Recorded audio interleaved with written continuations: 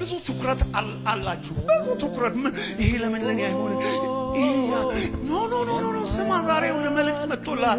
ያንን ትኩረትህን ተው። ትኩረትህን የእግዚአብሔር ሀልወት ላይ አድርገው። የእግዚአብሔር ህልውና ላይ ትኩረትህን፣ ጸሎትህን፣ ህይወትህን በእግዚአብሔር ህልውና ላይ ስታደርገው ነገሮች ሁሉ እየፈለጉ ይመጣሉ። እየፈለጉ ይመጣሉ። አትንከራተትም። በዚያ በመገናኛው ድንኳን ላይ ቀን የእግዚአብሔር ሀልወት በደመና ይወርድ ነበር። ሌሊት በእሳት የእግዚአብሔር ሀልወት ይወርድ ነበር። ጠላቶቻቸው ይፈሯቸው ነበር። ይሄ የእግዚአብሔር ደመና ሕይወታችን ላይና ቤተ ክርስቲያናችን ላይ እንዲወርድ ለምኑት።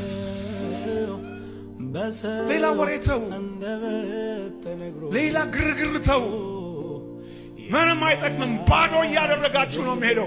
ህልውናው ላይ ሀልወቱ ላይ እግዚአብሔር ሆይ አንተ ከኔ ጋር አለ ሆይ ያንን ብቻ ፈልጉት። ሌላው እንዲሁ ይመጣላችኋል።